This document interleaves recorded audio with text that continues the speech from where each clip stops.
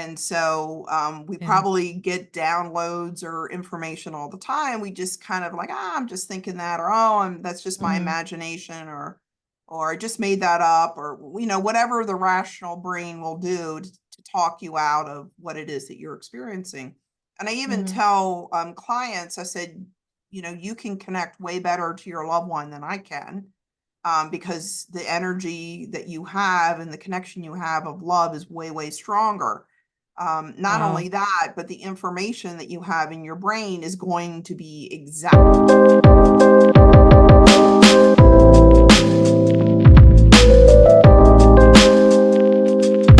Hi, Mary. Hi. Welcome. Thank you.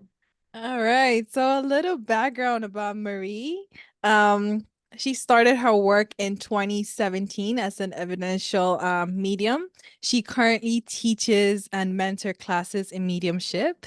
With her walk, what she's trying to aim for is to bring hope, healing, and also inspiration to everyone, and to help them connect to the spiritual world. She also have a certification in hypnotherapy, and she does have a background in occupational therapy, which she's been practicing since 1998. So she blends a use of science, and she uses things like psychology, neuroscience, and also quantum physics in her mediumship practice. She's also worked with the Monroe Institute, and she currently works with Dr. Joe Dispenza's technique. So yes, that's just a little background about what she does. And I'll just allow Marie here to tell us a bit about her background and what led her into mediumship. So thank you. First of all, it was hypnosis, actually, when I started doing my hypnotherapy training, that Mhm. really got me into mediumship. And I know that sounds like a strange thing to say, but through the process of hypnosis and even through meditation and those sort of things, you kind of go into this altered state. And one of the things that's needed for mediumship is to kind of Mhm. be in this altered state. Doesn't matter what type of mediumship, whether you're doing mental mediumship, trance mediumship, those sort of Mhm. things. But you kind of have to be disconnected from yourself and out of a thinking state and more into what's known as a trance state. So that's what started. And I had plenty of people practicing hypnosis on me. Mhm. And thankfully, the group that I was learning hypnosis with was very open. And so when I started having awarenesses of people's loved ones, they were like, "Oh, tell me more." They were very accepting of it. They're not like, "You're crazy." No, nobody said that to me. They were actually quite curious and quite interested in terms of what it was that I was perceiving. So.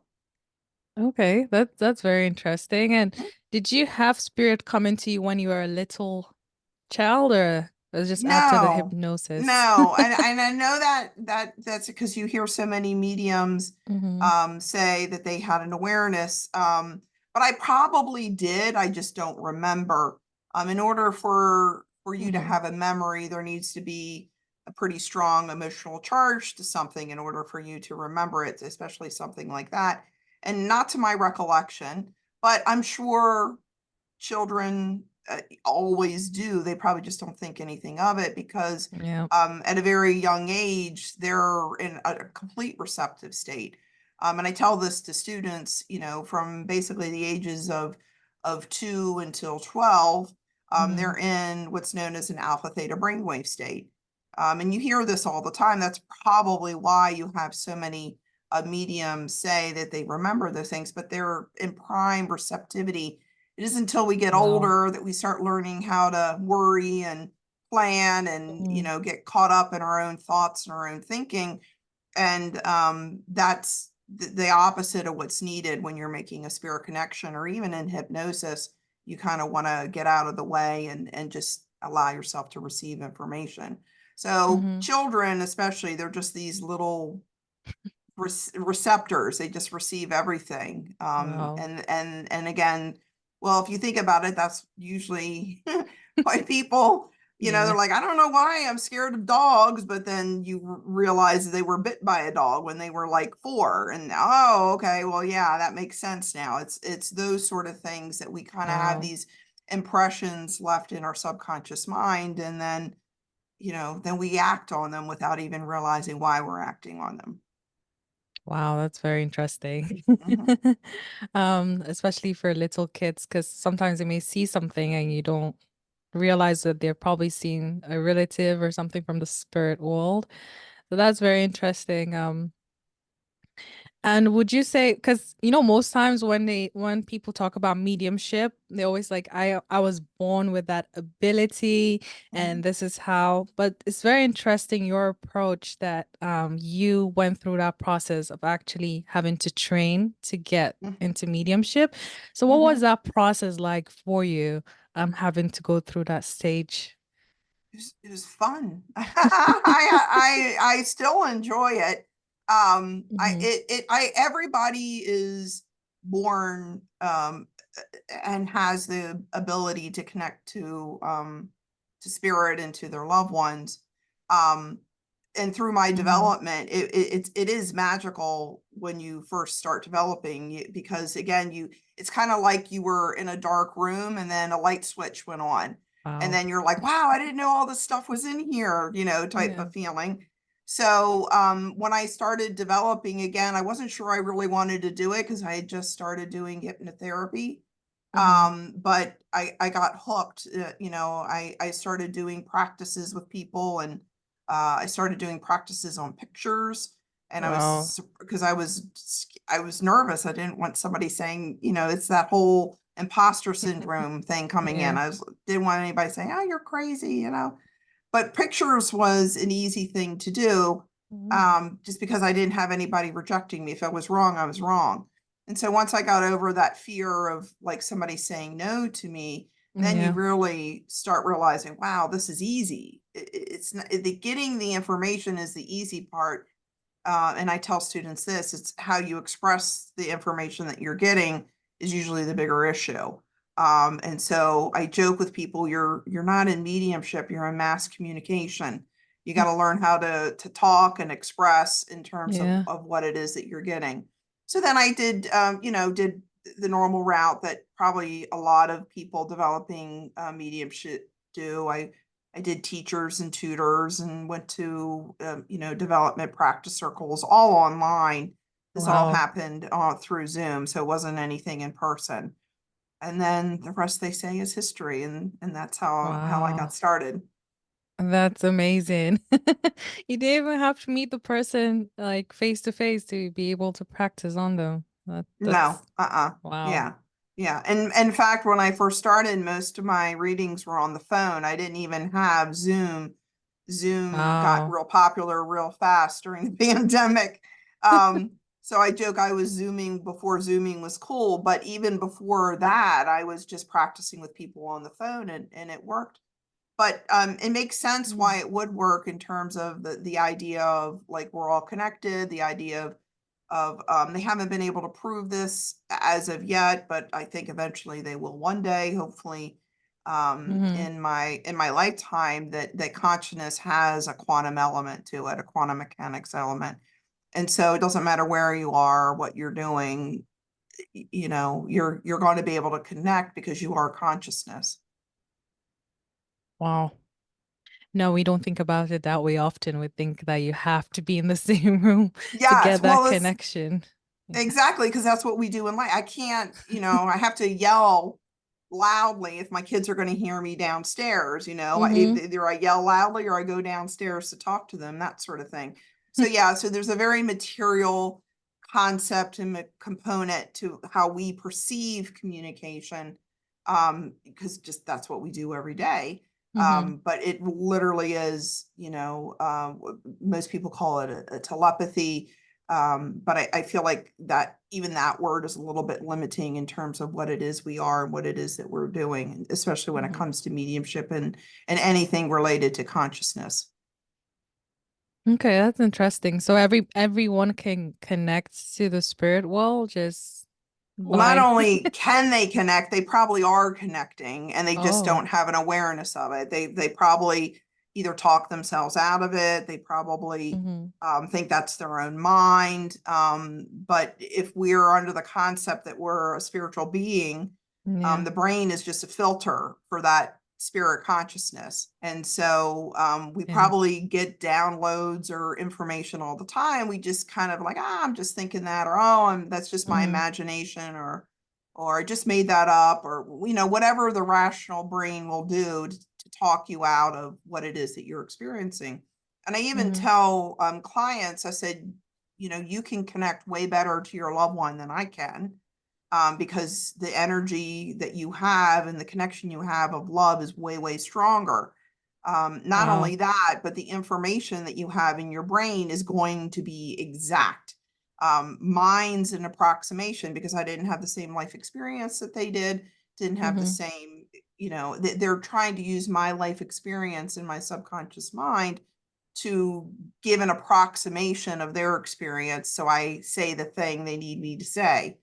Right. So, Yeah. and I give the example when I have people from my hometown that I do readings with. Yeah. I'm amazing at those because there's a filter there that's already there. I know landmarks. Mm-hmm. I've been to the same places, but doing somebody in terms of aware, somebody in a different country or different state, and I have Mm-hmm. never been there before, they have to do the best they can in terms of using my subconscious mind to get me to say the thing they need me to say. So Yeah. it probably happens all the time, but again, the rational mind will talk you out of what you can't see with your physical eyes, hear with your physical ears, or touch with your hands or your physical body. Yeah. I think that's is it the neuroscience part of things about the Yes. left and the right brain? Can you talk about more about how that will relate into mediumship? Because yeah. Well, I don't, there back in the day, I'm not sure when that day was, but they used to think that you were either right brain or left brain. And Okay. they've pretty much gotten rid of that idea pretty much from the current neuroscience studies they do. We use both sides of our brain. But depending on what activity that we're doing, we Mm-hmm. will engage maybe the right brain more than the left brain, that sort of thing. So it has more to do with the activity that you're engaged in versus if you're more right brain versus more left brain. Mm-hmm. I don't usually talk about it in terms of right brain, left brain. I do talk about it a lot in terms of subconscious mind and subconscious thinking. Okay. So in terms of the subconscious mind, pretty much from the research that we do know, we're pretty much on autopilot. 95% of what we do in any Yeah, given day is through the subconscious mind. that's And true. that makes sense from a evolutionary standpoint. If I had to sit here and think about blinking my eyes or Mm-hmm. think about how, I'm going to breathe, or that's all happening automatically. And even like getting up to go get a cup of coffee, brushing my Mm-hmm. teeth, it's pretty much me on autopilot. I got to brush my teeth and I just kind of automatically go do it. And so that's the easiest access point for spirit. And Okay. so my theory is, my philosophy is the brain and the body is receiving energy, and the way the body and the brain process, those are the instruments we use to process energy. And we Okay. are energy at the heart of it, whether we realize it or not. Spirit is energy. And so basically, that's what's happening. They're kind of using their energy when I'm in a receptive state to kind of spark that neuron in my brain to get me to say that thing they need me to say. And that's Oh. all they're doing, is it's using the subconscious brain, very similar to hypnosis, except I'm Mm. receiving the information from them via them sparking my brain. I think they use engrams, what's called engrams in our brains, where we have these storage and these file cabinets of memories and Wow. experiences. And then they're like, I need Mary to talk about a time at the beach. Yes, the beach was in, Los Angeles or in Mm-hmm. California or somewhere in that area. She's never been there, but she has been at a beach on the East Coast. And so we're just going to show her that memory of the beach on Oh. the East Coast. And so then I get that image and I'm like, beach. And I say, beach, you understand a connection to a beach? And the person says, Oh. yes. Is it the exact same beach? No, but that's okay. They just wanted me to say beach. And then they continue to use my memories, my experiences to get me to say that thing they need me to say. And it Wow. works. Mhm, Wow. Wow. mhm. That connection of energies is kind of like it seems complicated, you know, when you think about it, like how do they just yeah, they get into my brain and just sitting down there and just Well, see, that's it. playing around with it. It's not an into your brain. So again, if you Okay. think about the concept of quantum mechanics and quantum physics, Hmm. about how they use a term called quantum entanglement. And again, we can't prove this on a macro level. This has all been Okay. proven on a very micro, super micro level. But the idea is, and spiritual philosophies have talked about this all the time about how we're all connected. Hmm. And that sounds like, oh, great, yeah, we're all connected. But there's a science behind it. There really is a science. And again, it boils down to like we don't know we barely know how to define consciousness. And then how do Hmm. you measure consciousness? Right. And that's got Hmm. philosophers and scientists and everybody scratching their heads. And that's basically what we're connecting to. We're connecting Okay. to consciousness. We are consciousness, except we're consciousness at this point in Hmm. time, focused in on a body. And that consciousness comes through the filter of the brain. And we have this experience, as I know, as Marie, and everybody else is having that same experiences, but we're all connected. And so when there are studies that have been done in terms of people praying, for example, they prayed for like, or meditated, don't quote me on the exact thing that happened, but they've done it a couple of times where Yeah. people have gotten together and they prayed for the community around them, or they prayed for something around them to happen, Okay. and crime rates go down. But as soon as the Oh. praying stops and as soon as the meditation stops, crime rates go back up again. Wow. And so they've done all these experiments on intention and attention and connecting to what they call the field, the Hmm. quantum field, unified field, whatever word you want to talk. But we are all connected to that in somehow, some way. How we're connected, how consciousness works, Mm. again, it's above my pay grade, probably something I'm curious about. But they Yeah. still, even amongst them, they debate and argue about what consciousness is, and the truth is we just don't have a way to measure it at this point in time. Yeah, I hear the argument often that consciousness is not in the brain, is outside the brain, and Yeah. that's why you can probably connect, like you said, Yes. not they're not sending all those information probably from in your brain. They're probably Hmm. scanning through, but they're not doing it from within your brain. There is like an outside unified field, like you said. Correct. It's like a stream of something coming in, and then Hmm. your brain, the brain is made to make sure you survive.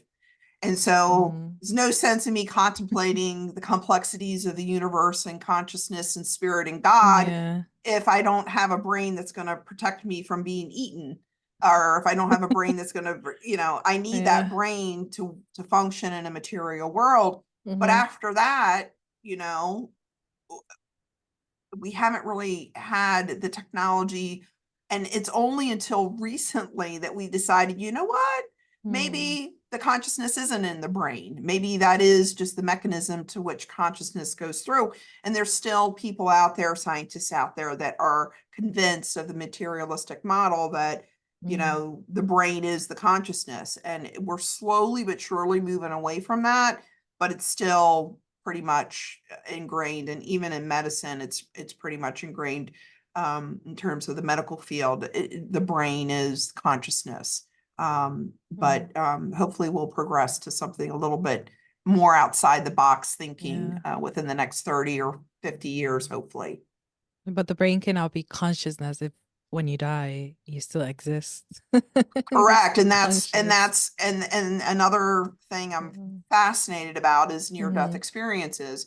And so if you study near-death Yeah. experiences, they all have these completely inexplicable things, they say, when they were clinically dead, but yet they still have Mm-hmm. observations to what's happening around them. They have mystical experiences, connecting with loved ones, all kinds of just, how else can you explain it? And so that's where, especially with the onset of near-death experiences and Yeah. near-death experience studies, more and more people are saying, you know what, this idea that consciousness is in the brain just isn't holding water anymore. And so thankfully, we're kind of moving away from that model. Yeah, that's an old way of looking at things. Definitely. Yeah. And who knows, by the time, 50 years from now, Mm-hmm. the way we're looking at things now, we think that like, oh, this is what it is. I'm sure it'll change. I'm sure there'll be Yeah. another discovery, another way of looking at consciousness. So again, it's always evolving, always changing sort of thing. Mm-hmm. Yeah. Yeah. Well, I'm glad that it's shifting. At least it's like making a bit of progress. Yes. It's gonna take Yes, some I time to agree. get there. Um, Yes. so can you elaborate on that connection with spirit, how we can all connect with spirit? You said we probably like experience it from time to time, but Mhm. how does that work? I mean, connecting to spirit. So it's really not that difficult. I kind of demystify it and unromanticize spirit connection, probably compared to most people that explain it. I just Okay. say it's alpha with a target. You get into an alpha brainwave state, and Uh-huh. then your target is your spirit communicator or your loved one. And so alpha is usually characterized by that light daydreamy state. When I Uh-huh. studied hypnosis before I got into mediumship, I never got people into alpha. I was always trying to get them into what's known as a theta brainwave state. And Oh, okay. theta is that stage right before sleep, right before you go into delta. So mediumship really occurs when you're in that light daydreamy state. It's that time where you're driving to Mm, work and you driving that path a gazillion times, and there's turns there, but it was so automatic. You're like, I know I turn because I'm at work, but yeah. I don't remember turning. Times in the shower, you pretty much zone out. Anytime you're sitting in front of Netflix, binge watching, sometimes people go Mm-hmm. into alpha. So we go into alpha all the time. We go in and out of Mm, alpha all the time. The only difference is, instead of my attention and intention being on the television, my intention and attention is on my loved one. And that's basically how it okay. works. And literally, communication is a thought away. So in my readings, Mm, spirit is always trying to let their loved ones know, like, yes, we're connecting. It's happening. Remember that time you were in the shower and you thought of me, and or you were driving on your way to work and you thought of me, that, yes, we were connecting. That was us communicating. wow. And it's interesting that we, and again, as a society and a culture, we've kind of cut ourselves off from that for Yeah. multiple reasons. But it's so unbelievably natural. It's so unbelievably automatic. Again, it's just the rational mind is likely talked us out of those experiences. But again, after that, it's just, well, how do I express the beach? Mm-hmm. Do I go into full on detail? Like, this is the beach in Ocean City. This is the beach that I go to every year. Does that make sense to you? Person's going to say no, Yeah. because they have their own beach that maybe they Oh. participated in. So that's where the wording of what it is that we're receiving really comes into play, because again, it's just an approximation. And that, again, that's why I say Mm, we're probably connecting way, way better with our own loved ones, but we just, we default it to just a memory or flashback or whatever the case may be. But it literally, again, if we're all connected, they're only a thought away. okay. So do you have to meditate or do some special practice to get them to come? Some people, no, it's not a matter of them coming. They're there. Okay. They're there.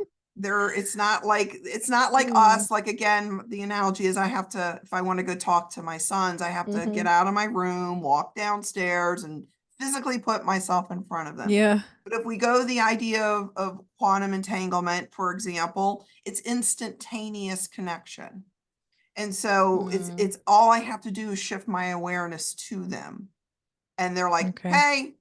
And so I tell my students, I know there's trees in my backyard right now. I know they're there. I know they're Yeah, there. yeah, they're But there. if I want to go look at them, I have to open my blind, put my head out my Mm-hmm. window, and I look at them. That's basically all that's happening Oh, with the spirit communication. I know the trees are there. I know spirit's there. They're not going anywhere. I just have to shift my awareness to them, just like I shift my awareness to the trees in my backyard. So it's not, mm, it's just being in that receptive state. And the other thing that I tell people, again, yeah, there's probably so much in our, like in this environment right now, in my room that I can't see that's true. because my brain and my eyes, like Marie only needs to see the visible spectrum, and she only needs to see those things that light is hitting off of. There are Mm, molecules, there are atoms, there's particles, there's all kinds of energy that I am completely unaware of right. because I'm going running through the filter of my brain and my eyes. So it's not a matter of like summoning them to me. It's just me shifting my awareness to the trees, or in this case, to spirit. And they're like, Wow. "Yep, we're here. No, we haven't gone away anyway, or we're still here. Yeah, you can keep shifting your awareness away and back, and we're still going to be here," type of thing. It's that instantaneous. Wow. Because I thought I had to do all those practices, all those meditations to be able to connect to them Well, directly. I did not. I did not. When I first Ah. started, I did not do meditation. Didn't really like meditation. I do meditation now, but for Mm-hmm. completely different reasons. But when I first started, Mm, I just had to be able to sustain that alpha theta brainwave state, and meditation will help with that. okay. But it's I and a lot of people like doing meditation because it feels nice. It feels really good. Mm-hmm. But it's just being able to train the brain to sustain alpha for spirit communication is Oh. usually the key. And so I preferred just to do the communication. I preferred just to get Mm-hmm. into the habit of knowing when I was in the link, and when I wasn't in the link in terms of like the spirit communication. But we go in Mm, and out of alpha all day long without even awareness of it, or knowing we're doing it. And that's when you hear people say, like, mm. I could have felt my loved one. I knew I felt my loved one. Apparently, we feel our loved ones most right before we go to bed, and right when we wake up. And people Yeah. are like, why are they bothering me then? I'm like, they're not bothering you. You're just in a receptive state when you go to sleep. If your awareness is on your loved one, or you're thinking about Hmm. your loved one, again, they're just like, not going anywhere, haven't been anywhere, I'm still here. And then when we Wow. come out of that, we're going to be aware of them again. So again, it's those trance states that really opens our awareness up. And people, even in Mm. meditative state, say they have visitation from their loved ones. People that have done plant medicine also think about what plant medicine does. It turns your thinking rational brain Yeah. offline, so you're just receiving stuff. And during those experiences, people say, I saw my loved one there. I saw my mom, my dad, my relatives. So again, there's something to an altered state that allows us to see beyond the material environment. Wow. I love the way you explain it because most times you hear that you have to be in that meditative mode before you can connect to spirit. So this actually makes it much more easier and much, to comprehend in your brain that you don't have to do those meditations and that they're always with you. Yeah, I Yeah. didn't do them, but Yeah. again, I tell people you got to do what works for you. So Mm-hmm. if you're like, I need to meditate, this helps, do it. Do Okay. that.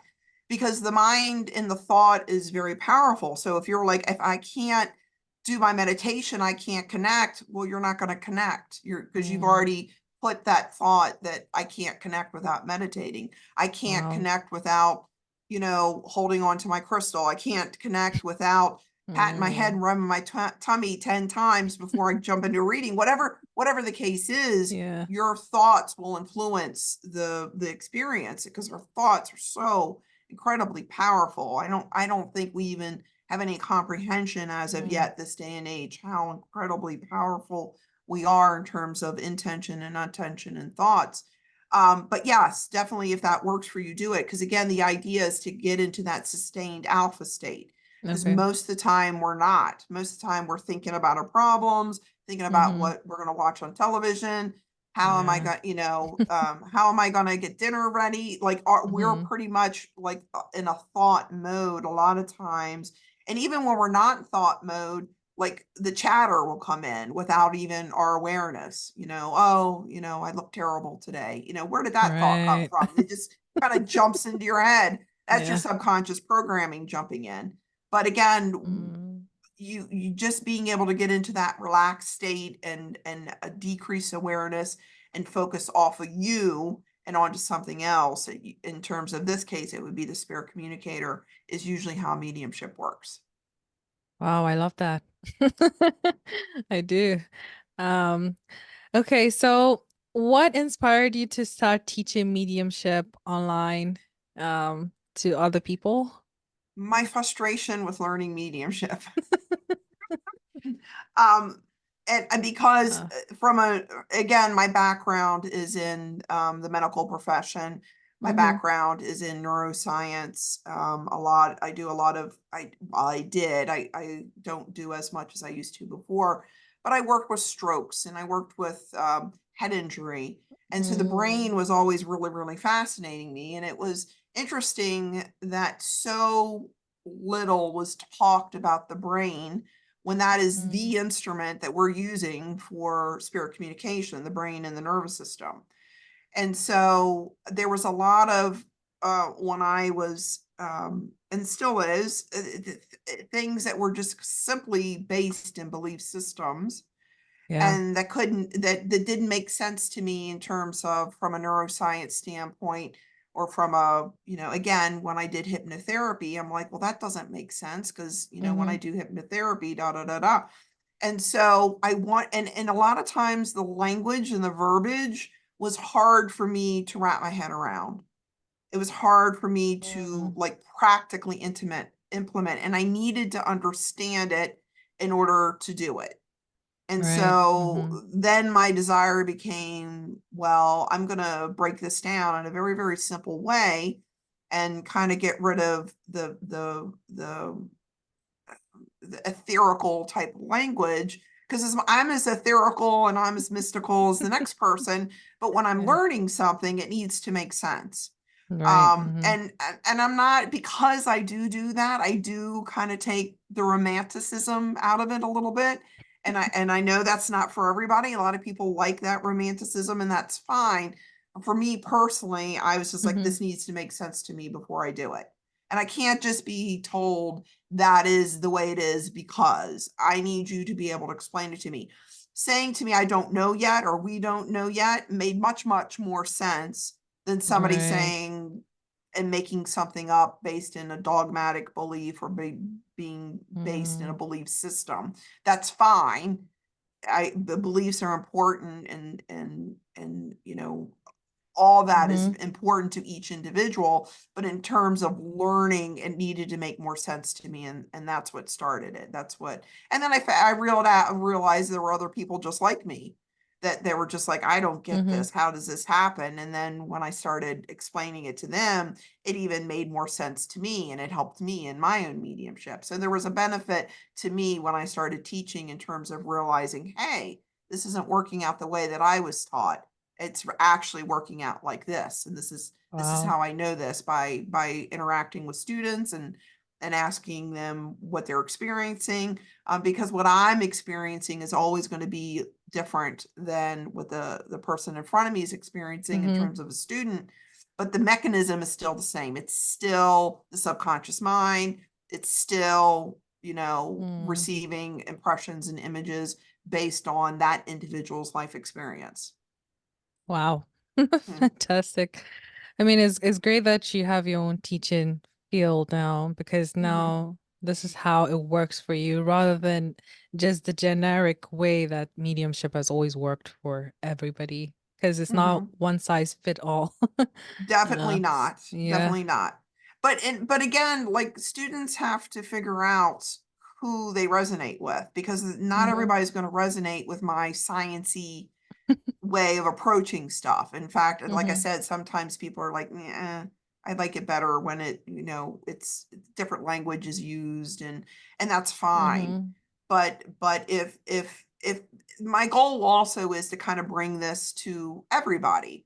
So right now, mediumship is kind of under this umbrella of like new age and Yeah. spirituality, and it's under, it kind of gets lumped with a bunch of other things that I don't necessarily believe in or necessarily adhere to. Mm-hmm. However, my clinical practice says this is a healing modality, and I would like this to bring this into a world or an area where there's an ability for this to help other people. So my Right. goal is to make it practical enough, understandable enough, commonsensical enough that it can be Mm. used as an adjunct to like grief management or grief therapy, or those sort of things.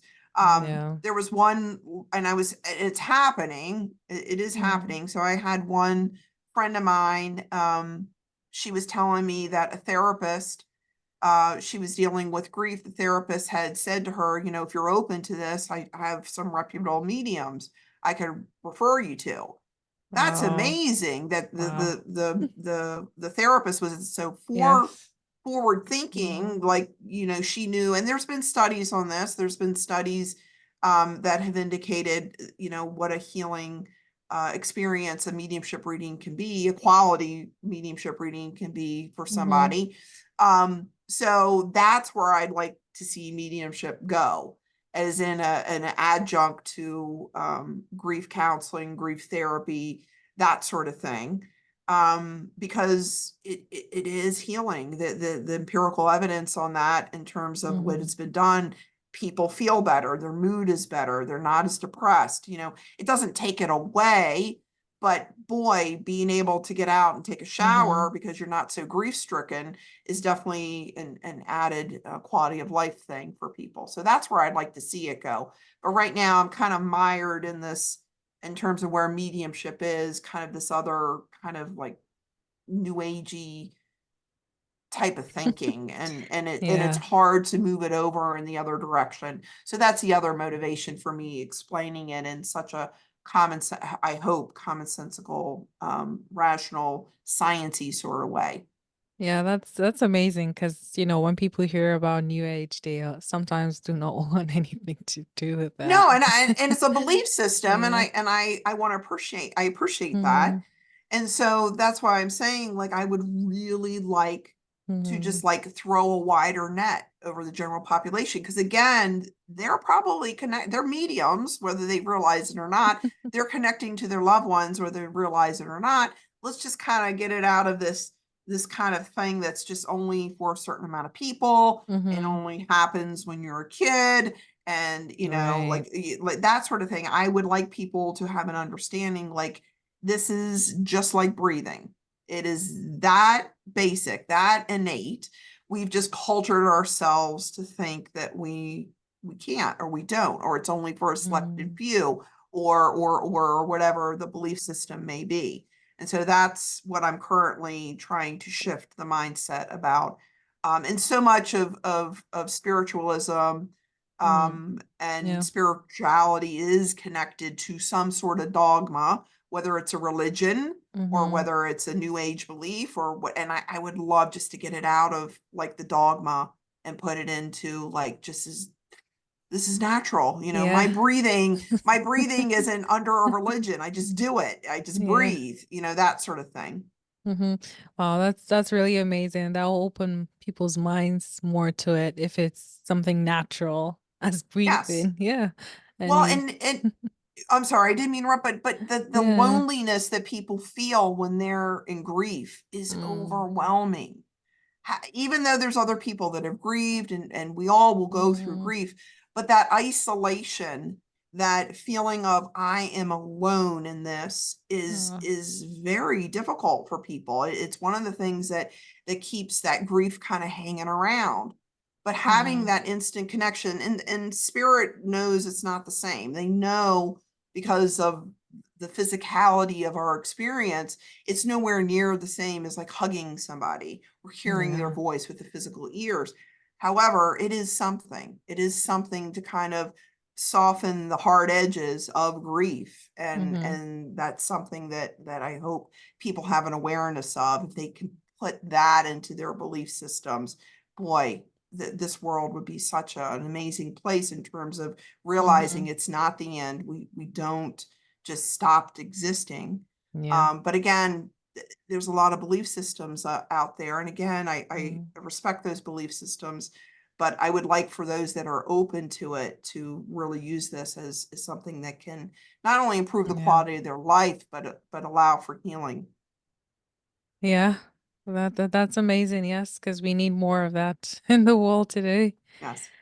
Yeah. Can you share one of a memorable experience that you had bringing healing? I know you bring, healing with the mediumship, but like an experience that you had that stuck with you and Oh yeah. As soon as somebody asks me this story, I have one that comes into mind. And again, I don't know if I'm bringing the right wording to this.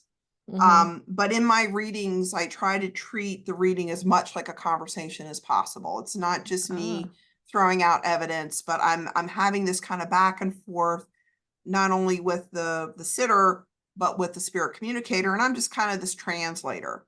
I do provide them Mm. evidence, but there's a time in the reading I'll stop and I'll say, do you have any questions for your loved one? Right. And again, I try to stay as evidential as possible. And I'll tell clients, like, if you ask me something evidentially, Mm-hmm. non-evidentially, you're just gonna have to take what resonates with you, discard what doesn't in terms of what it is that I'm receiving. Well, I had this one mother ask me, Mm. um, innocently enough, and this comes up all the time. She's like, "What's it like where you are at? What is it like?" And without even like missing a beat, I just turned to them and I was getting ready to like, "What's it like?" And waiting for something to Yeah. receive something. I literally just was just like a bolt of love, like the most amazing Wow. amount of love just came down. And and literally, I thought I was going to get knocked out of my seat. Like, oh, like, and Wow. I said to the communicator, in my mind, I was like, I cannot put that into words. You're going to have to help me understand how to explain that. Cause just saying love Mm-hmm. it wasn't descriptive enough for what they had just given me. And the spirit Wow. communicator said, just tell her this. Tell her it's like every great cup of coffee, every beautiful sunrise that she saw, every roller coaster she ever ran on, Wow. every hug, every kiss, every wonderful thing that she ever experienced in life, and then multiply that by 1,000. That's Wow. what it's like. And I said that to her. I think that was the most beautiful analogy you could probably have given. Because again, like it's hard Wow. Yeah. when I tell that to people, they're like, well, what was that like? It was an experience. It was very experiential. Mm-hmm. And it was that point in time that I really started like appreciating like what it was that I was connecting to, what it was that we're all connected to. It wasn't just me Wow. personally. I was just in a receptive mode to allow that to come through. And that's what I'm saying. If everybody could realize what they're connected to, who they really are, I mean, I don't mean to be so grandiose, but literally the world would Wow. change. But allowing yourself to feel more love, then you feel more fear, Mm. more hate, more pain, that sort of thing. That is literally what they gave me. And I was just, and I never forgot that. I never will forget that. And I've been trying to tap into that during every reading, every time since, because it was so profound. And of course the spirit communicator was so clever in terms of trying to get me to explain it in a way that the person in front of me would understand. Wow. Mhm. Wow. Yeah. That's beautiful. Even I It felt was, it. it was, yeah, it Yes. was. Um, do you physically see them or do they just do you just hear them in your mind or how Like, do how I does like that work? outside the body? Do I like, am I looking there and then I see them type of thing? Yes. No, Yes. no, no. I can, if I wanted to, I could Mm-hmm. probably project them outside my body. So in other words, so like right Mm. now, if I imagine my husband, I could just picture him right there if I wanted Right. to. that Yeah. sort of thing. Mm-hmm. But most of the experience that I experience, it happens within the mind. Again, think about how that's happening. They're using an engram, a neuron, they're firing the neuron. Mm. So everything is an inside job. Everything's happening within my mind. And it's just my job to kind of express what's happening inside my mind. So Wow. no, I don't see it objectively. I don't have a lot of experience of that. I know it occurs with people, but for me personally, that's not what happens. I just get it all internally. In fact, for the longest time when I first started development, I didn't see much of anything. I was a Oh. feeler for sure. I felt a lot of stuff. I was so envious of my fellow mediums. I'm like, I want to see something. All I'm doing is feeling everything. And of course, then eventually that developed. It probably Yeah. was me not allowing it or me thinking I couldn't see something. Because again, Mm. beliefs are a very strong thing. But once I started, I don't even see them in full body apparition. I'll see like the color of a hair without a Ah. person's head, or I'll just see blonde or brown, or I'll get an impression of facial hair. It literally Oh. is very quick, very subtle. Again, it's the subconscious mind, and usually the subconscious mind is like that. It's very quick, very subtle impressions. And I just got to Mm-hmm. be able to have the courage enough to say it when it happens. And that's basically mediumship. Hmm. Wow. Wow. Mediumship is amazing. It Um, is, I'm but trying I'm to learn. biased. So, Yeah. Trying to learn how to communicate because I do get impressions sometimes. I just feel like chills sometimes on my arms and I just know hmm that there's somebody there. hmm Or I can hear something in my head. I'm like, yes. okay, I got you. But think of even the chills, like people say all the time, I got goosebumps. That Yeah. is a nervous system response to something. That is Yeah. a nervous system, something's happening to make your hair stand on end. It's Mm-hmm. energetic. It's the same thing with hearing something in your head. The only way you're able to hear something in your head is if neurons are firing. And so again, Mm. something's happening in that moment that you hear something and you're just in a receptive state to allow it. So that's what I'm saying. Like, we are probably, we're in the matrix, so to speak, Yeah.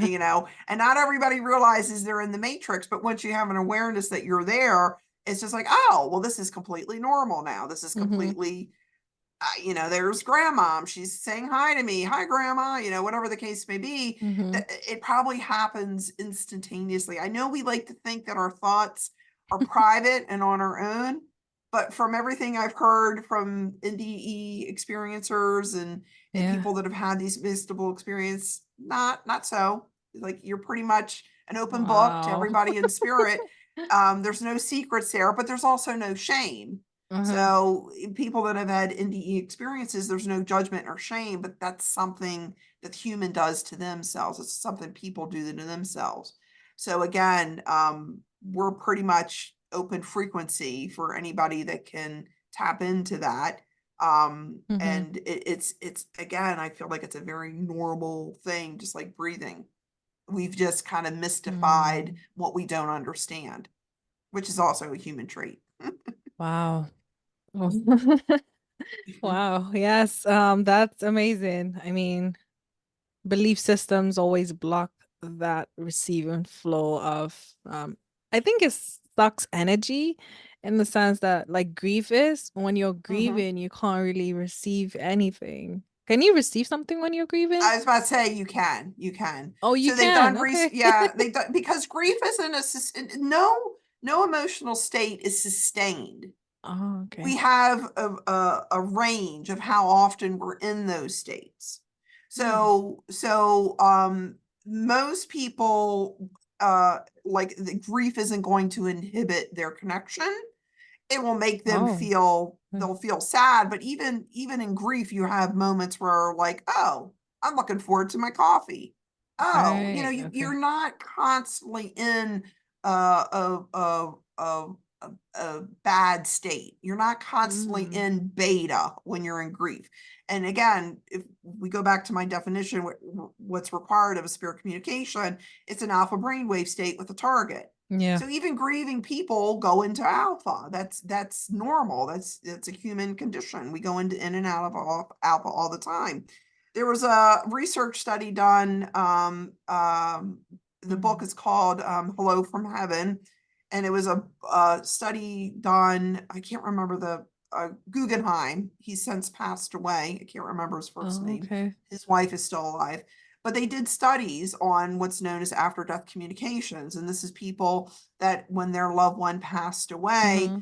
they had an awareness of their loved one in spirit. And people connected to their loved ones like 12 hours after they had passed away. You have instances where people had dream encounters within before they Yeah. passed away and after they passed away. So the idea that a person can't connect because they're in grief is just one of those myths or belief systems. There's research to prove that Mm-hmm. people do and can. But if I'm going around as a medium telling somebody you can't connect to your loved one because you're grieving, ooh, that's damaging to that person because the person Mm. has to go through that grieving process. And then there's this added stress. Well, I want to connect to my loved one. I Mm-hmm. was told by the medium that I can't connect because I'm grieving. I need to hurry up and not grieve. Hello, That's that's what a lot of that I've heard pressure. that a lot. I've heard that you cannot No, receive information if you're no, grieving. Yeah. no, there's no scientific evidence to support that. In fact, there's scientific evidence to support the opposite of that. So again, if all mediumship is alpha with a target, Yeah. I can be grieving and go into alpha. Somebody that loses a loved one 12 hours after the passing, they are deep in grief. That is fresh. That is new. Mm-hmm. But yet people have experiences, people have connections with their loved ones. So again, this is Wow. why I'm so big on like bringing the neuroscience and the research and what's out there about this because again, Mm-hmm. how amazing would it be for a mother to know I can connect to my son anytime I want to. Doesn't matter how much grief I'm in, doesn't matter how bad I'm feeling, I can connect to them. And again, Mm. it's not like it's on a spectrum in terms of where everybody is in their grief. You're not always going to be Wow. in a beta brainwave state thinking about how bad you feel. Most of the time, when somebody loses a loved one, that is all they're thinking about. They're thinking about that loved one. Yeah. So part two of part one is already there. I'm focused on my loved one. Now we just need to make sure that they're in an alpha state and they go, even in grief, you're going into alpha all the time, in and out all the time. Wow. Wow. I'm so glad we debunked that because to be honest, I've heard, like I said, you cannot connect with them. And I've also heard that you cannot connect to people that just passed away. You have to wait a certain time, like a year, before you can connect to those Now, people.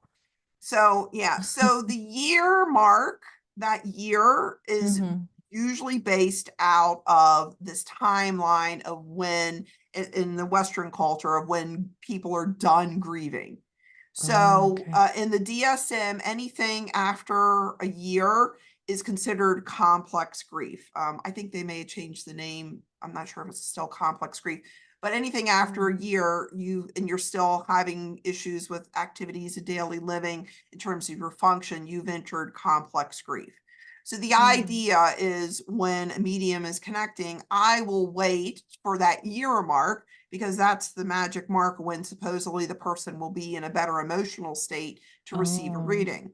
And in my opinion, that's more for the medium's comfort level, more Mm-hmm. for their, like, I know they won't be a hot mess coming into my reading. But lo and behold, there's these people that are still in complex grief, and it's not a lot. I think when they did studies, it's anywhere between Mm-hmm. 10%, maybe 15% of the population, somewhere in there. It's on the low end. But having somebody that's 2 years, 3 years, and they're still in complex grief, they're going to be a hot mess when they come see you. Because for them, it's Right. just as if it just happened. So that timeline is, in my opinion, is usually for that reason. But I don't have a Mm. timeline. I trust the person knows when they're ready for communication. And most people, Mm. the time, they're not in the hour that the person has passed away or they're dialing up a medium. They're dealing with other stuff. They're like, I got to deal with, the funeral and all Mm-hmm. these other practicalities. So the idea that somebody's going to be coming to me for a mediumship reading too soon, I don't adhere to, and I haven't had an issue. In fact, Wow. a lot of times people say if I had listened to that medium and I had to wait a year, I wouldn't have had the benefit or the healing that I did with you after 6 months of being in the grieving process. But Hmm. again, mediums have to do what they're comfortable with. If they're like, you know what, I am more comfortable knowing there's a probability of the person being well on their healing journey or well into their Hmm. grieving journey, that medium's got to do with what they feel is appropriate for them.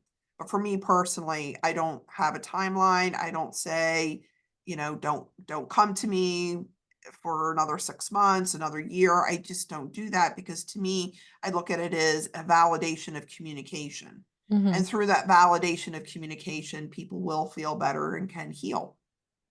Wow. I love that.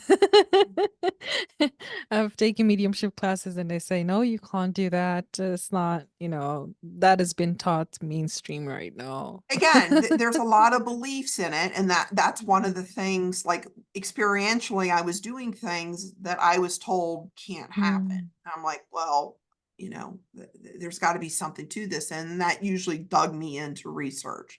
Usually when somebody said something couldn't happen, that Hmm. is when I dug into the research, dug into like, we've got to find a reason. Somebody's had to address this some way, somehow, whether directly or indirectly. And that's Yeah. usually what I backed my teachings up in. Wow, that's fantastic. That is fantastic. Mm. Um, so what would you say to someone who's trying to learn about mediumship? Where should they start from and how should they approach mediumship? It depends on their motivation for the mediumship. So Mm. if they're trying to learn mediumship to connect to their own loved ones, I tell them I can't teach you that. Mm-hmm. I can teach you how not to talk yourself out of your experiences, but I can't teach you how to connect to your own loved ones because, again, I think it's so inherent and so innate. When I started doing mediumship, I was Yeah. told that it was harder for you to connect to your own loved ones than it was for somebody else's.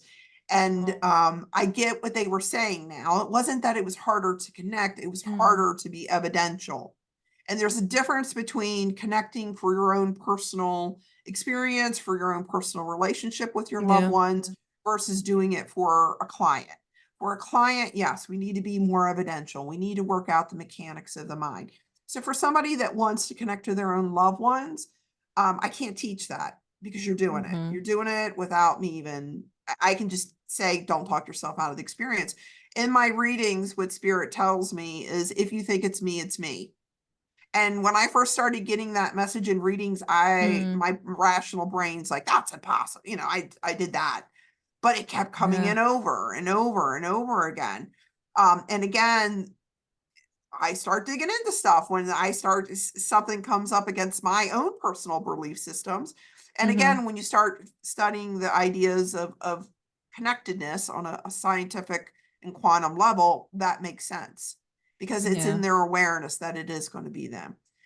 In terms of doing mediumship for another person, Mm-hmm. I would start just watching how it happens and just sitting in on an online circle or an in-person circle, reading books. And I mean, reading books that you don't agree with and reading books that you do agree with. You want all of it. Because again, if I just bought hook, line, and sinker everything I was told growing up, I mean, Yeah. growing up, developing, when I was developing, I would have just said, okay, that's how it is. But my innateness in questioning, like, Mm. is it really like this? Yeah. Led me down to find out more information and even more information about that. So and even having a teacher that you don't resonate with will teach you something. It'll Mm. teach you what you like and what you don't like.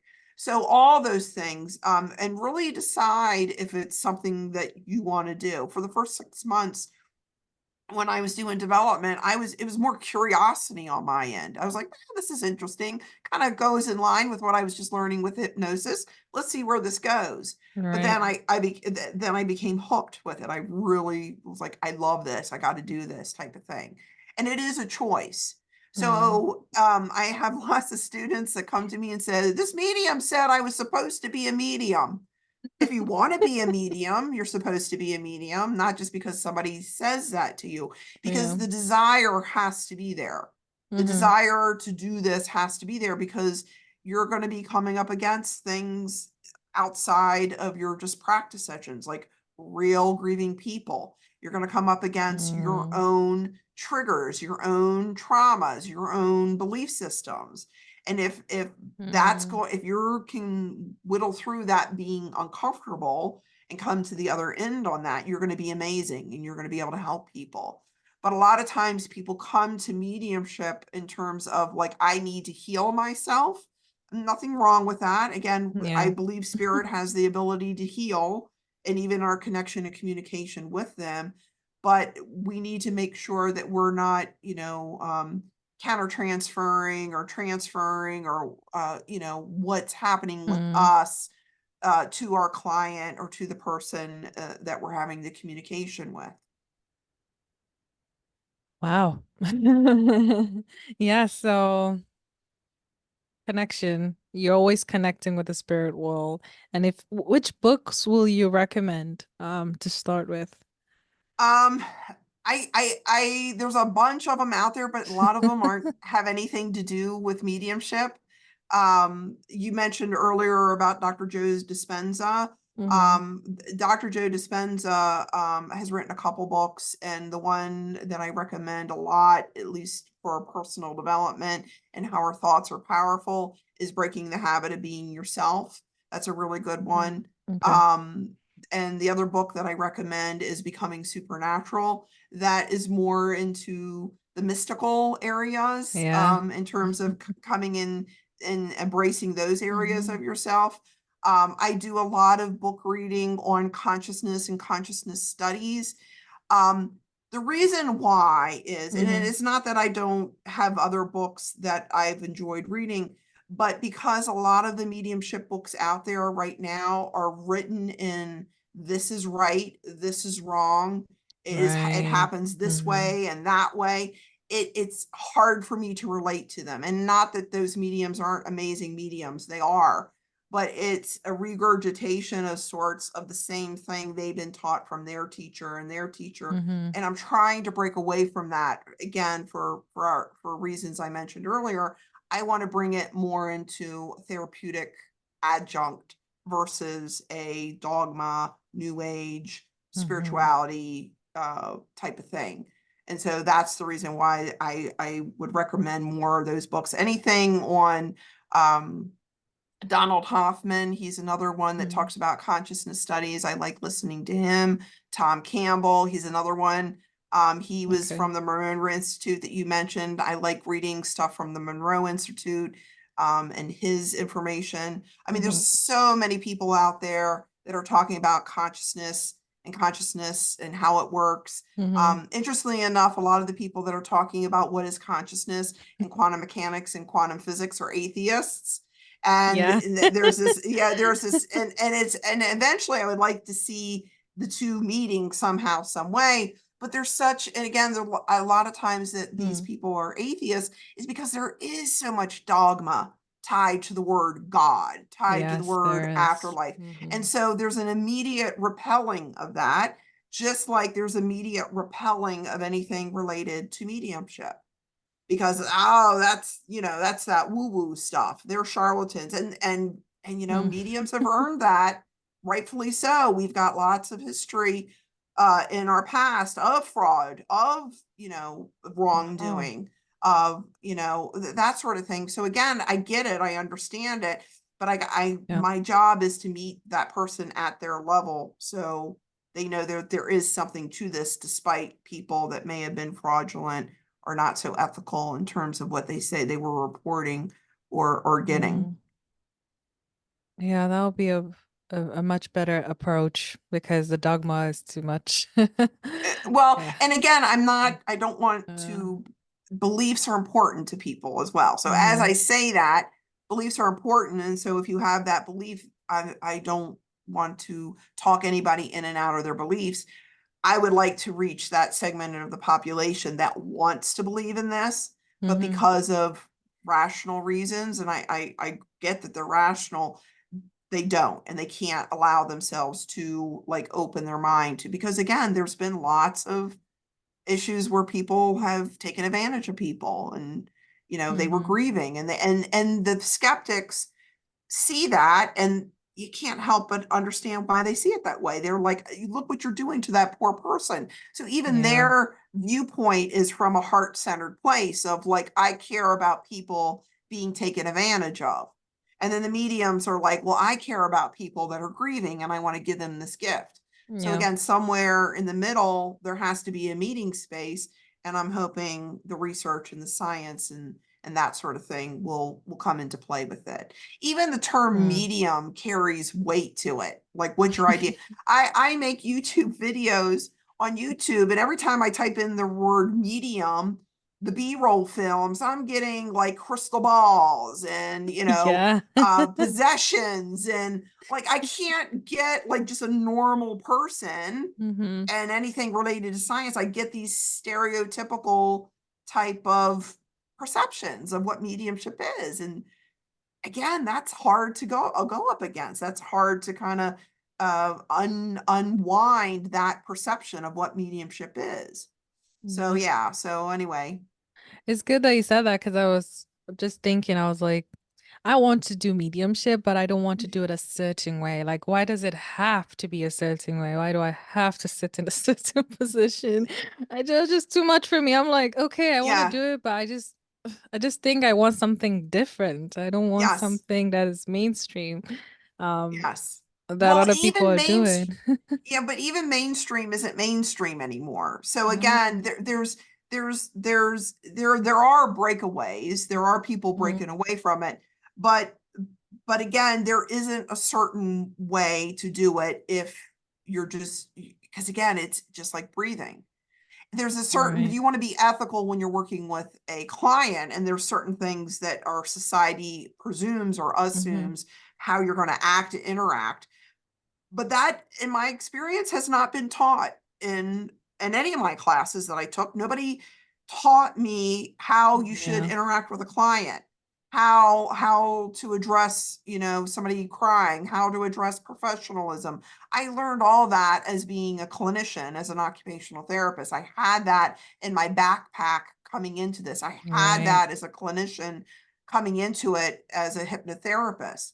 A lot Mm-hmm. of times people have these awakenings because of grief. They lost a loved one and they want to know, where's my loved one? And so that leads them into mediumship.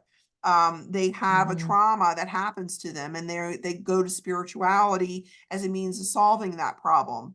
Yeah. Nothing wrong with that either, but going into that with those no skills at all, and how to deal with the public, how to manage the public, how to address their needs, why not letting your own insecurities and your own traumas Yeah. interfere with the dynamic, is not anything that's taught in Yeah. mediumship. And That's and true. again, it's an unregulated area, for better or for worse. It's unregulated, so anybody can say I'm a medium, and technically speaking, everybody is.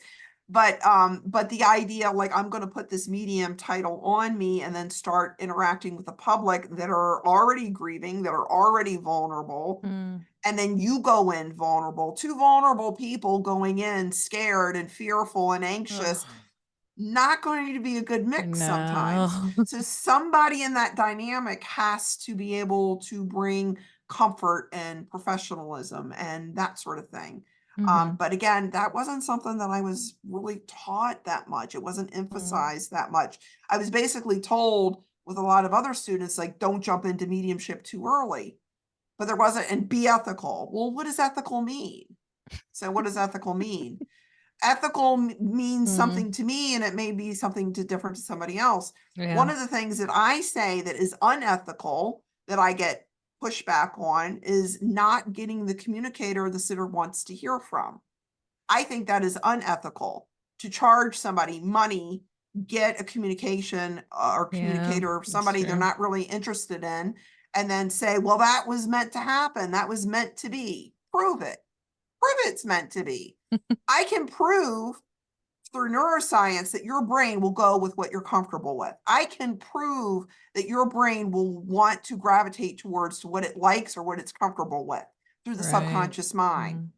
there's no way to prove meant to be. However, common sense tells me that a mother should Mm, be able to connect to her son or her daughter more so than the second cousin twice removed that they barely ever saw except on holidays. There's right. Yeah. something ethical in that that needs to be addressed. But again, still do get a lot of pushback that I'm controlling the situation. Well, I'm always controlling the situation because the instrument is my mind and my consciousness. Yeah. So I'm not going to sit there and say to a mother that lost her child, well, it was meant to be that you connected to your cousin. Just accept that. Yeah, that's not good. I'm going to get that child. I am going to get that Mm, child so that person can have healing and that person mm, can have connection. And if you want to believe in the meant to be, that's fine. You state that out front. You state out front to the persons that are coming to mhm. see you. I can't guarantee who comes through. Great, that's good. But I can because I know the science behind it. I know the science behind intention. I know the Mhm. science behind attention. And I feel like there's a moral and ethical imperative to make sure that we connect to the person, the grieving person who they want to connect with. And I know the son or daughter wants to connect to that mother as well. It's just a matter of Right. me, the instrument, Mhm. being able to perceive that. Yeah.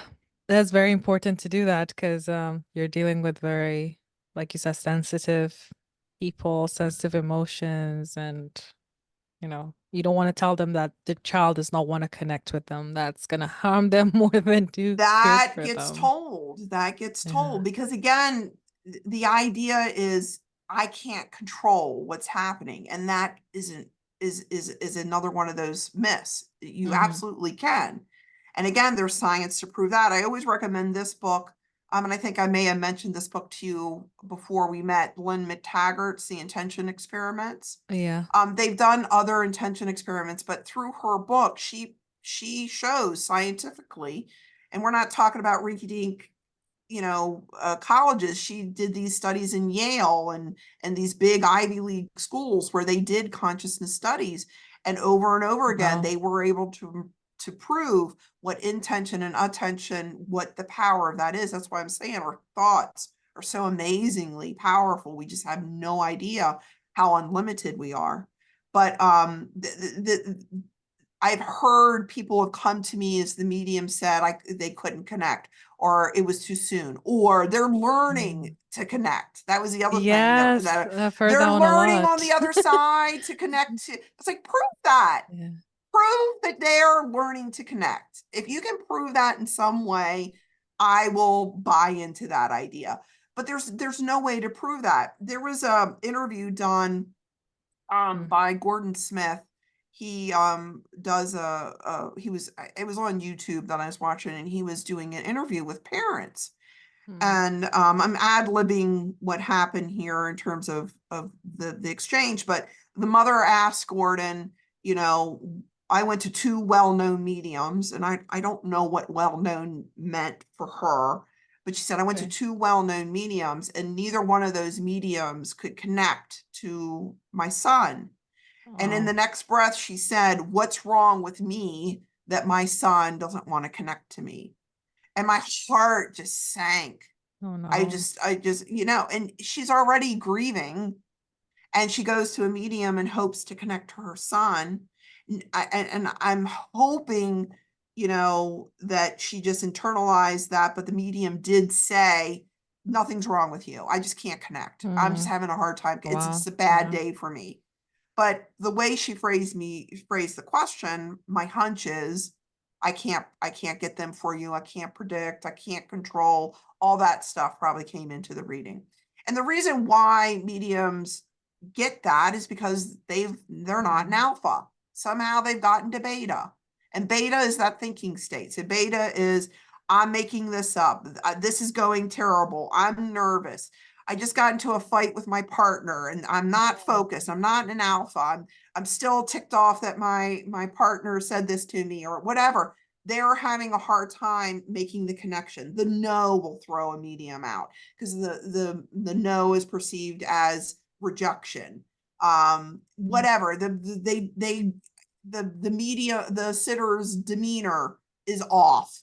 I hear that Yeah. a lot of the time. The medium will say the energy is off. No, no, no, no. The energy is not off. You're allowing the person's appearance, facial expressive expressions to throw you off. That's what's happening. Okay. So Oh, the sitter is just being the sitter, and I make this distinction as well. The type of person that's coming for a psychic reading, the type of person that's coming in for circle to practice, completely different demeanor, completely different oh, intention than somebody that's coming in for a mediumship reading. Somebody that's coming into the mediumship reading, majority of the time, they will be in some stage of their grief.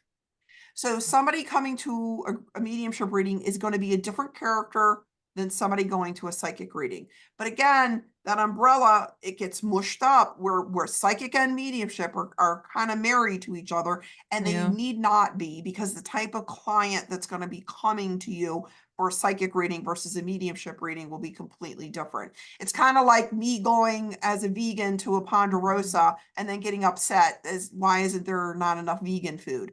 Or somebody that's a carnivore going to a vegan restaurant and upset there's not enough meat. They're different populations, they're different Wow. characters. Sometimes there's an overlap, but for Mm-hmm. the most part they're going to be two different types of people coming for two different types of reasons. Wow. It really debunked a lot of my questions because I've always wondered why that is. Um, I know I sat for like an online reading and she was like, "Oh no, I don't feel anybody here for you." And I'm like, "What?" She's like, "I'm gonna Yes. get my angels to come and bring that person for you." I'm like, But that's fine. If she yeah. needed the angels, that's fine, because Mm-hmm. that's what she needs. So again, Yeah. it without going into them, this is why I'm saying it was frustrating for me that we use this instrument called the brain, called the mind, but in mediumship development we never talked about it in any concrete way. We Okay. never talked about the psychology of beliefs, we Mm-hmm. never talked about consciousness, none of that stuff. And so in that medium's mind, she needed her angels to help her. That's fine. The Mm-hmm. angels are like, yep, here we go. We're here to help. They'll do whatever they can to get you to receive the information. And that's fine if that person was, but it's not that they're not there. They're there. But that medium, and again, it's the same thing with anything else that a medium Mm-hmm. may bring in. Some mediums to say, I need to sit in the power before I do a reading. You really don't, but if you feel like you need to, go do that. If I need to have a sage my room, Mm-hmm. you really don't, but if you feel like you need to, do that. I need to put a bright light of protection around me. You really don't, but if you need to do that, do that. Do whatever it takes in order to get the spirit communication. So people ask me, what do you do before reading?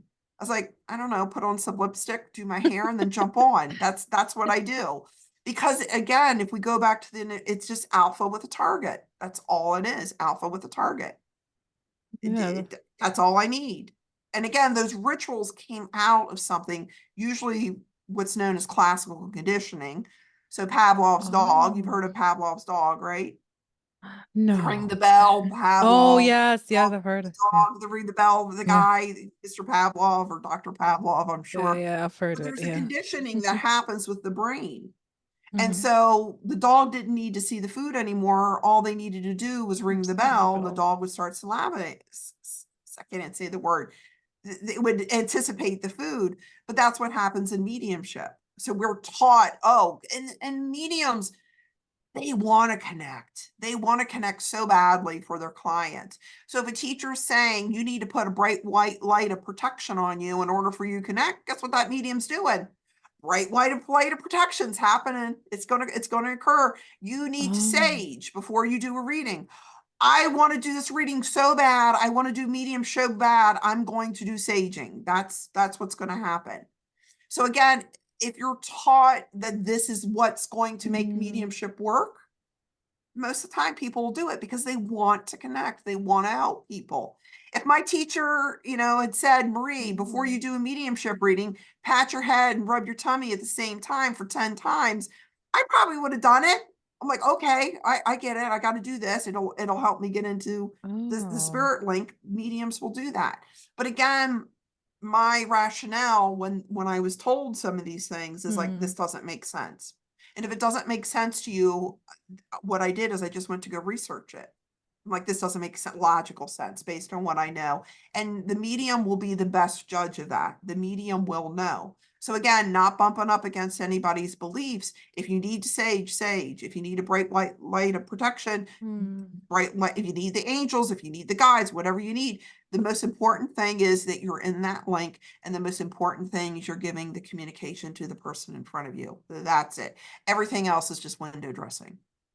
Wow.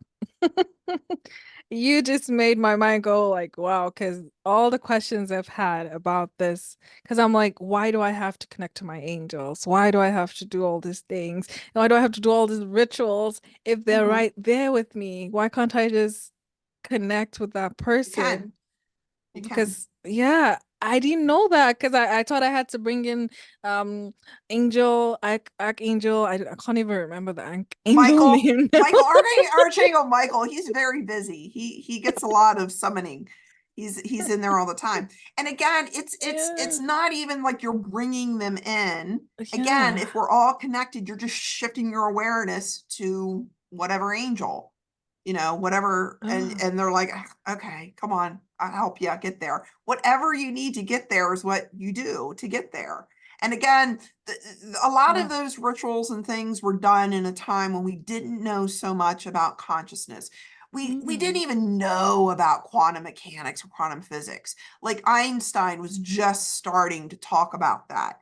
And the quantum physics people and the quantum mechanics people that are the atheists, they don't like the fact that the spiritual people are kind of tapping into their territory at the moment. Mm-hmm. But there's something there. There's breadcrumbs being laid down that we need to follow.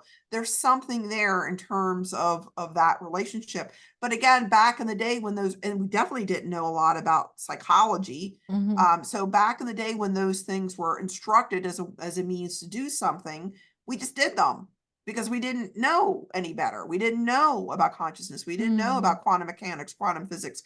We didn't know that much about classical conditioning. We didn't know about the subconscious mind. We didn't know, on and on and on and on. We do now.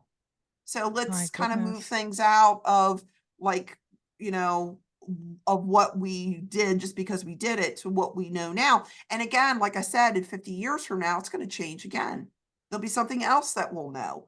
And the mindset in terms of consciousness and spirit communication will change again. And that's a good thing. It's always going to be evolving. What I started out with in Mm. terms of a belief system when I started out doing mediumship is completely different now. And it will probably continue to be different. What I say now Wow. at the time of this podcast being recorded, I will probably in 5 years say something completely different because we know more information, more science has, revealed stuff to us. And that's okay. That's the natural progression of learning and evolving in terms of understanding consciousness in our environment, in our brain. Oh my God. Thank you, Marie, for Mhm. debunking all of that belief Mhm. systems.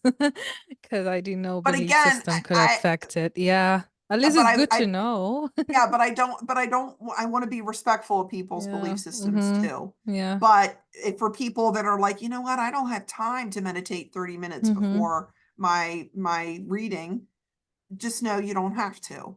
If you feel like you need to, you do it, but you can wean yourself out of thinking that you need to do anything before reading. One thing I don't Mm-hmm. recommend is you get into a fight before you're reading. Like, that'll be harder to get into an alpha brainwave state. Yeah. Alpha is that relaxed state. Mm-hmm. So because your mind is the instrument, if you're stressed, if you've just lost somebody, like Mm-hmm. I've had students that have had loved ones pass away, and I said, I don't recommend you come because your mind, you're going to be wanting to connect to that other, your, emotions are at the surface. So again, mediumship is the only job that I know where Mm-hmm. people have to get into trance state and then deliver. There's no other Right. job in the world where that happens. I can work through my bad day at work if I'm working in the hospital. People might Mm. say, is there anything wrong? I'm like, no, I'm fine. I can do that, but I can still do my job. I can still, Mm-hmm. do therapy with somebody. And mediumship, it's not the same. In mediumship, your mind is the instrument. And so if something's happened to where you are having a hard time getting into alpha, just like there's some days that people can't meditate, they just can't calm their mind down. That's okay. Get up, work on it to where you can relax Mm-hmm. and calm your nervous system down so you can get into that alpha brainwave state. But be kind to yourself in terms of understanding your mind is the instrument, and there will be times that you won't be able to deliver, you won't be able to do the reading. That's okay. The Mm-hmm. idea that you have to push through it and muddle through it not only puts unnecessary pressure on yourself, but it puts you more and more into beta versus alpha. And that's where spirit is. Okay, yes. Thank you so much for all that information. Mhm. This has even opened my mind further to, not doing mediumship a certain way, but it could be done several ways, which is Absolutely. amazing. Yeah. Absolutely. Uh, so Again, work, one yeah. requirement, just alpha with the target, alpha with the target. That's all Okay. that's required. Okay, and how can the listeners find you? How can they take your classes or go for a mediumship reading if they're looking for one with you? My business is called You, Me, and Spirit. Mhm. I have a website, youandmeinspirit.com. I just started a YouTube channel to get this type of information out to people. So you can find me on YouTube. You can find me on all the social medias. Apparently, that's what everybody does. So I'm on the TikToks, I'm on the Instagrams, I'm on the Facebook. But it's always going to be under You, Me, and Spirit. It's not going to be underneath my name. And Okay. that's intentional. I want the focus to be about the co-creating Mm-hmm. process of the sitter, of me, and the spirit communicator. So that was the inspiration behind the name. Okay, yeah, that's beautiful. And any final words for the audience? No, just this was fun. You got me going on some topics, that's for sure. I get passionate about spirit communication in a good Mhm. way, because I felt how much it's helped me. Mhm. And it's kind of like, you go to a restaurant, you have a really good meal, and you're taking your spoon and you're shoving it in somebody's else, like, you gotta try this. It's that same feeling that I have with spirit communication. It really Mhm. can be such an amazing experience, whether you do it just in your own private way with your own loved ones, or whether you're doing it for somebody else to help them. It Mhm. is a quality of life changer. It's more than just giving evidence or getting evidence. It is realizing the connection that we all have with each other. And that connection is based in love, is based in divine love. Mhm. And again, if we all had that awareness, again, not to be so grandiose, but boy, would the world be a better place. We wouldn't feel so Yeah. detached from who we truly are. So Yeah. Thank you so much, Marie, for you're joining us welcome. today. You're welcome. And yeah, don't forget to check out her social media pages and the classes that she offer. You and Me Spirits. Right? .com. Yep. .com. Okay. Mhm. All right. Thank you. Thank you so much. All right.